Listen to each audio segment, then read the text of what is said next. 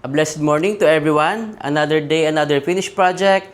Right now po, we are here at Shore 3 Residences para magpakita sa inyo ng ating latest project owned by Ma'am Roslyn and Sir Christian from Singapore. Yan po, Ma'am, Sir, maraming salamat po sa inyo at kami yung napili nyo, ang inyong napagkatiwalaan para magpaganda at mag-ayos ng inyong Airbnb unit dito sa Shore 3 Tower 4. So, bago po yan, tinanggal natin yung partition. Actually, this one is a family suite A. So yan, nagmukha siyang hotel type, no, yung ating project na to. At panoorin nyo po para magkaroon kayo ng mga ideas, ng mga bagong design na naman natin. At papakita natin sa ating mga viewers yung naging outcome nitong unit dito sa Shore 3 Residences.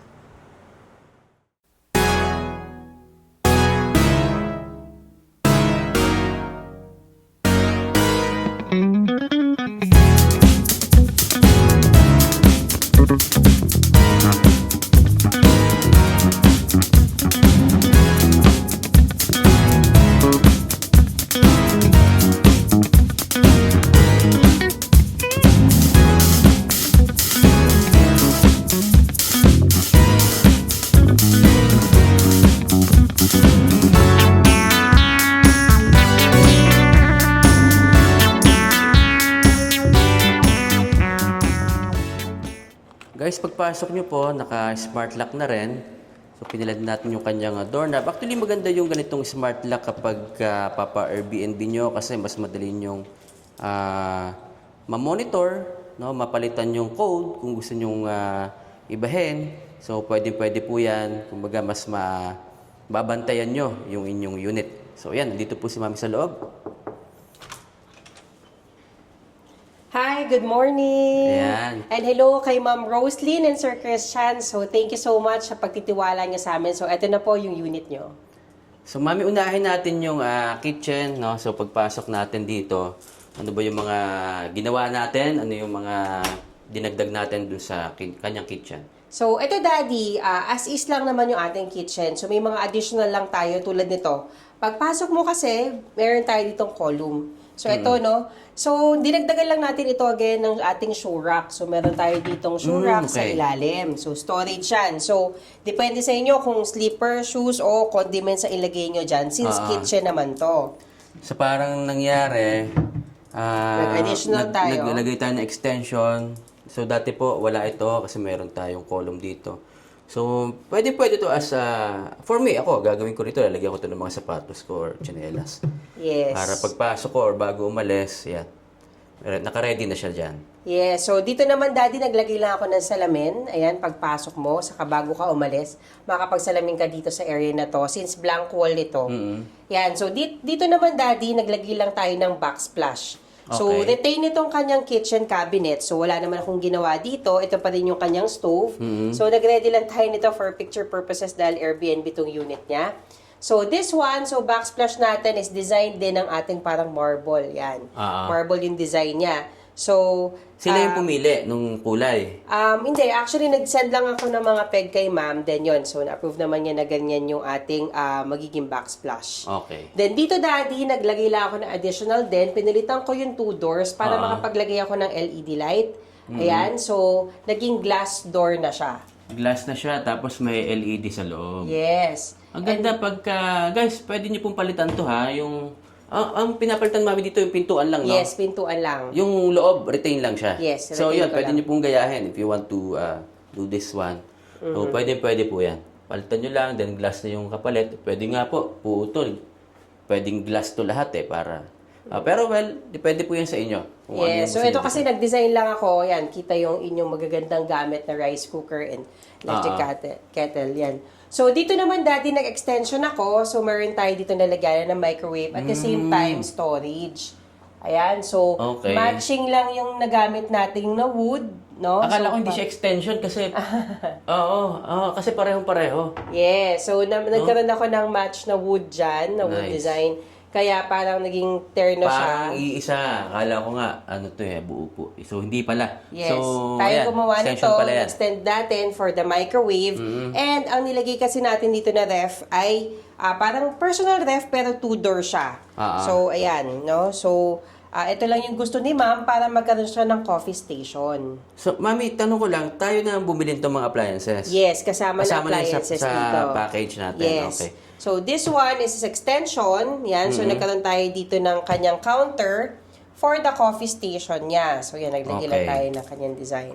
So, napansin ko, mas mataas yung extension. Actually, parang tama lang yung ganitong taas sa coffee station. Yes. Hindi, kailangan kasi natin dahil kasing height. Yung ano niya, yung friction rin kasing dito. height ng kanyang ref, yung kanyang yung Tatama na siya counter dito. natin. So, pero para sa akin, mas maganda yung medyo mataas nga ng konti. Kasi pag ito parang medyo baba. So, yan. Okay, so ito po yung naging kanyang kitchen. Then, unahin natin yung toilet and bath bago tayo pumunta sa kanyang living and dining area. Yes. So, dito, Daddy, wala naman tayong binago sa kanyang door. So, ang binago natin Retain lang ay yung ito. door. Yan. So, dito wala na tayong washing machine. So, hindi na tayo naglagay ng washing machine. Nagkaroon tayo ng full counter. So, meron tayo ditong countertop and then storage sa ilalim. Ilalim. Yan. Ayun. So, puro push button tayo dito. Palit ito. Yes, palit Yung tayo ng sink and ng faucet. Then, meron tayong magandang mirror cabinet. So, Okay. yan. May storage din yan sa So, loob. makakapaglagay pa kayo rito ng mga so- gamit nyo po. Actually guys, kung gusto nyo for Airbnb, again, depende sa inyo. Pwede kayo maglagay ng washing machine. Pwede rin pong hindi. Option nyo po yan. Choice nyo po yan. So, kung gusto nyo ipabuo itong inyong pinaka-counter dito sa... Yes, para may space, di ba? Sa toilet, oo. Yes. So, ayan. Yan, Wala na siyang washing machine. Eto, Daddy, nag-add lang ako ulit ng ating towel rack and then ng bidet. And then itong ating glass enclosure. Yan, so water heater, itong dispenser natin, then as is na yan lahat. Ayan. Guys, ito po, actually maganda talaga pag meron kayong enclosure. Kasi sa experience ko, kahit meron ditong ganito, anong tawag dito? Zukalo, oo. Yung tawag dito. Lumalabas pa rin Lumalabas talaga pa rin po yung tubig. Kahit iba curtain ang nilalagay, pero talagang lumalabas pa rin pag kahit curtain. So, ako, I suggest talaga magpa-glass enclosure kayo. Saka mas magandang tingnan. Yun. Puntahan naman natin, Mami, yung kanilang living and dining area, no? Yes, so Daddy, ito na nagpasa natin kanina. So this one is a divider between kitchen and itong kanyang dining area. So storage ulit to. Yan. So, storage/divider. Yes, so may maganda storage yan po. tayo Ito, dito. maganda to. Kasi pwede nyo lagyan ng mga walis-walis to. Mga gamit nyo pa. 'Di ba? Vacuum cleaner, yan, mga panlinis. Yan. Pwede po yan. Yan. So, dito, Daddy, sa ating dining, mapapansin mo, ito yung dining area natin, medyo malaki. Yung TV natin nasa dulo. So, dito, Daddy, sa kabilang wall, Okay. ito, look. So, nagkaroon ako dito kasi ng blank wall. So, I decided na ito, para tayo nasa sunset. Yan, Ganda diba? nito. Ganda Ang ng ganda kulay. ng combination ng color ko. So, talagang pinasadya ko to na ganito. So, thank you, Alan, sa ating magandang painting dito. And then, naglagay ako ng leaf. Kasi ang itatago ko lang naman dito, actually, ang kailangan ko lang lalagyanan is itong kanyang roofie kasi nandiyan yung saksakan niya. So, ayan. Dito sa wall area na to.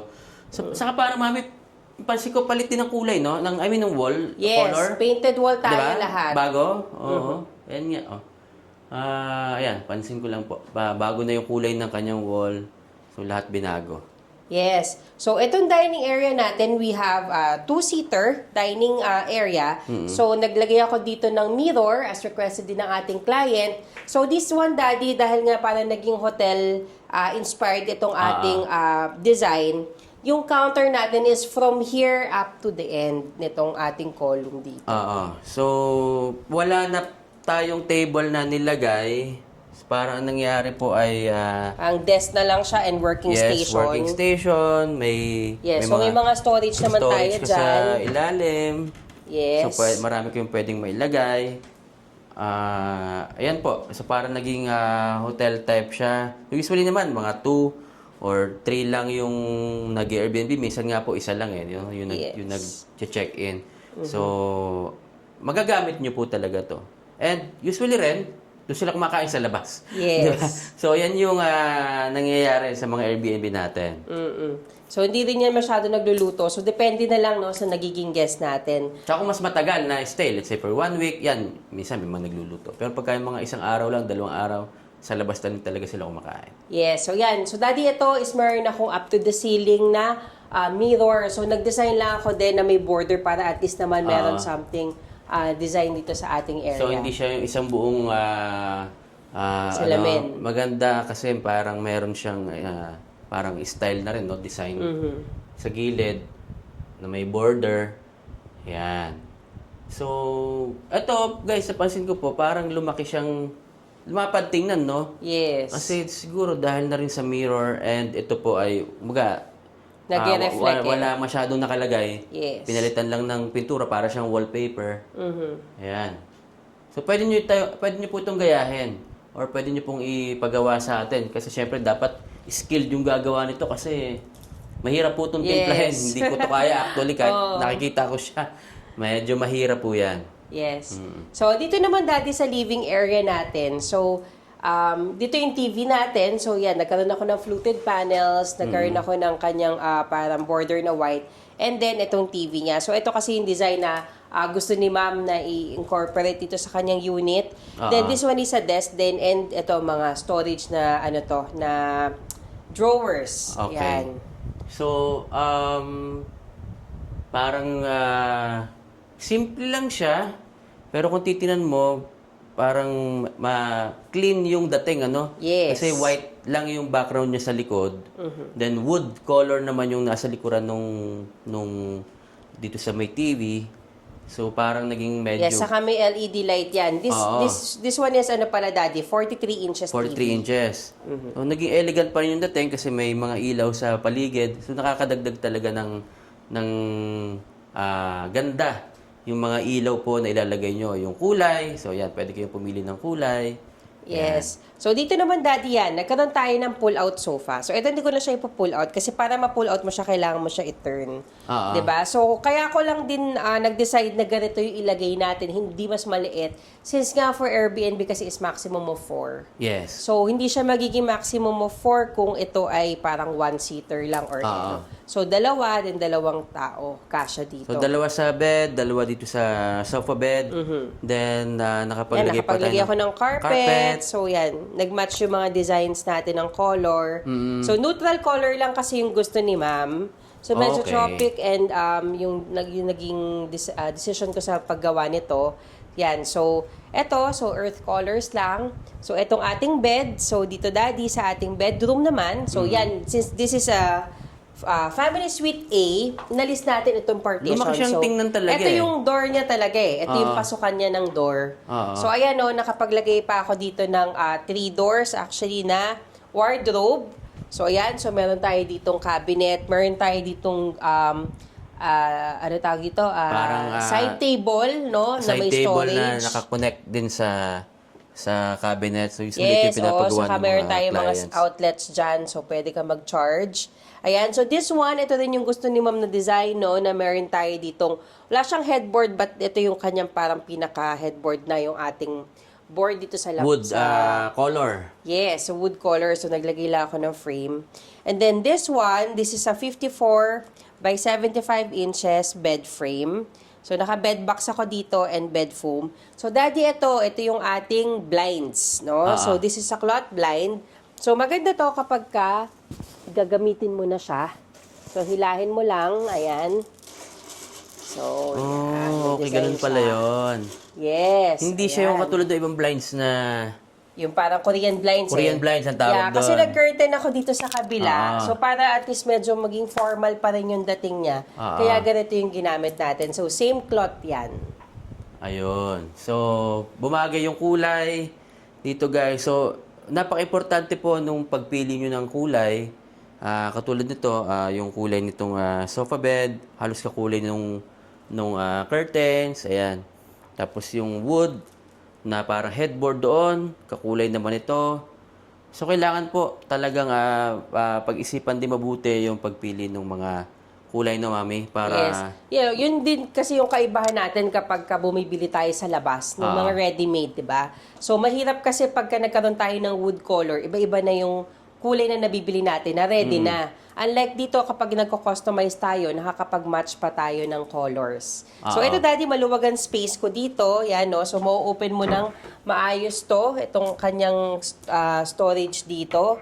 So, ayan. So, this is a blank wall din. So, painted wall to. Everything itong buong unit na to. Buong unit, pinapalitan natin ng color. So, naging parang Okay. beige, ano siya. So, palit ng kulay. Ito guys, ito po yung dati niya partition, no? So, nandito yung pinakapintuan niya. So, tinanggal natin yung partition. Ayan. So, ang laking bagay talaga pag natatanggal yung partition. Actually, may mga nagpapatanggal lang din talaga ng partition. Yes. So, nagsiservice din po tayo ng ganyan. If you want na gustong very Yes, simple. mga part by part. Part pwede by part. naman. Kung, let's say, kailangan syempre, pagpapafurnish kayo, medyo malaki rin minsan talaga yung kailangan. So, kailangan nyo rin siya talagang paghandaan para isahan gawa na lang, kumbaga. So, yung ilaw naman ito, pansin ko dito sa may living. Yan, so parehas yung magkatulad siya kanyang nung nasa bedroom, no? Yes. And at the same time, Daddy, isa na lang din yung kanyang naging aircon dito dahil nga naging open na tayo. So, instead na, usually po kasi pag naka-close to, magpapalagay kayo ng aircon dito sa kwarto and dito sa living. So, gagamit tayo ng dual, multi-split. Ang tawag po doon, more expensive, syempre. But usually, Daddy, kasi nagagawa natin ng ganito kapag family suite A. Diba? Pag B, medyo malayo kasi yung B eh. So, kailangan din talaga multi-split talaga siya. Yes. Pagka family suite B. So, ayun po. Sa mga gustong magpa-furnished, ayan. So, pwede nyong tanggalin yung partition. Ayan. So, medyo sanay na kami sa pagtatanggal ng partition niya. Ayan. Marami na po kami nagawa na nagpapatanggal ng partition at mas nagiging malaking tingnan. So, Yes. Saka ito, nakikita Daddy, niyo naman. kasi saktong-sakto siya. Pag nandito ka sa kama or nandyan ka, katapat mo yung TV. So, yun yung Pwede ka pa rin difference. manood kahit nasa kama ka. Yes. So, pwede actually kahit saan ko ilagay yung TV dyan, kita ko dito eh. Dito Dahil sa nga area na nawala to. na yung partition niya. Okay. So, ayan guys. This one is for Airbnb again. Ayan. So, napakaganda nung naging outcome. Simple, pero very elegant pa rin yung naging outcome nung kanilang design dito. Choice po yan ng ating mga unit owners na sila Ma'am Roslyn and Sir Christian. And guys, napakita na po namin sa inyo lahat yung naging bagong finished project dito sa Shore 3 Tower 4 ng SMDC dito sa Mall of Asia Complex. Again, thank you so much Ma'am Roslyn and Sir Christian from Singapore sa inyong tiwala sa aming mag-asawa at pinayos sa amin itong inyong brand new unit dito sa Tower 4 ng Shore 3. Maraming pong salamat sa inyo at sa mga gusto pa pong magpa-furnish, kuhanin yung ating services. Nandiyan po yung aking email address, yung aking contact number through WhatsApp or Viber. Pwede nyo po akong kausapin dyan. Feel free to ask po kung ano man yung inyong gusto itanong sa akin. So, yan, Mami. Yan.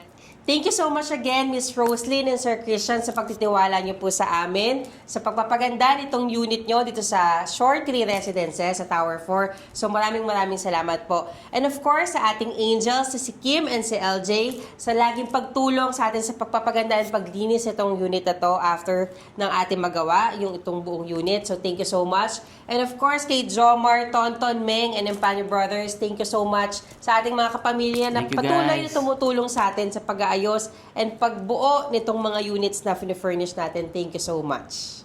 Ayan, so marami pong salamat sa inyong lahat. And pahabol po, meron po tayong mga minamarket dito. Ako, na mga properties na yung mga resale, no, na below market value, you can save like around 30 to 50% dun sa mga current price natin, no. So, feel free to ask din po. Pwede kayo mag-inquire sa akin for property investment dito sa Mall of Asia. Napakagandang development. Ang dahil mga bagong tinatayo, like yung ating bagong convention center, which is the biggest in the Philippines. Nandiyan lang yun sa area, tapat ng C Residences. Actually, I have 2 units doon na owned by my client from Singapore na binamarket ko rin. So, sobrang baba ng offer niya. So, inquire lang po kayo. At ayan, so please subscribe na rin dun sa ating channel para masubaybayan nyo yung ating mga furnishings and yung ating mga properties na pinifeature from time to time. Minsan may mga tips pa rin. Ayan, so marami kayong mapupulot na ideas, matututunan na mga bagong design. So subscribe lang po kayo. And again, huwag nyo pong kalimutang tuparin ang inyong mga pangarap.